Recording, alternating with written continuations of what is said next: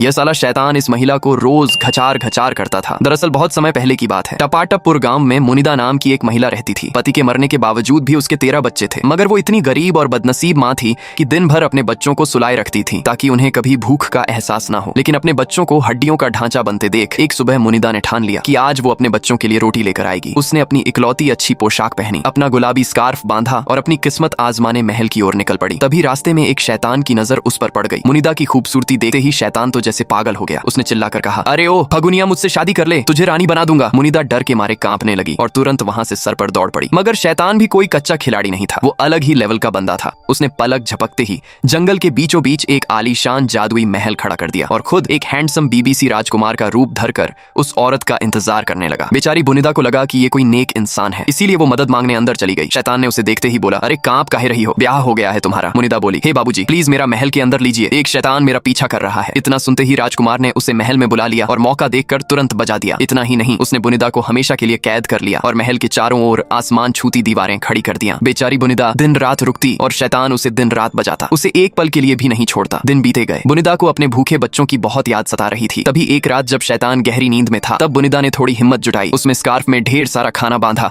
और अपने नाखूनों और दांतों से उस जादुई दीवार में छेद करके वहां से भाग निकली। वो पागलों की तरह अपने घर की तरफ दौड़ रही थी, लेकिन तभी शैतान की नींद टूट गई। जैसे ही उसे बुनिदा के भागने का पता चला, वह तुरंत उसके पीछे दौड़ पड़ा। गुस्से से आग बबूला वो दरिंदा जल्द ही परिंदा बन गया और बुनिदा को चोट पहुंचाने लगा। लेकिन जब इससे भी बात नहीं बनी, तब उसने चिल्लाकर श्राप दिया, जा बन स्टोक्स, तू इंसान नहीं एक पेड़ बन जाएगी, तेरे बच्चे तेरा ही मांस खाएंगे और तेरा ही खून पिएंगे। तभी गुनिदा के पैर जमीन में धंस गए और वो पूरी तरह एक आंडू के पेड़ में बदल गए। उधर शोर सुनकर उसके तेव बच्चे बाहर आए। उन्होंने देखा कि सामने तो फलों से लदा हुआ एक पेड़ है और उसके ऊपर एक काला कौवा काम काव कर रहा है। बच्चों ने फौरन गुलेल से उस कौवे को मार गिराया और उसे भून कर खा गए। तुम्हारा गांव का नाम बताओ।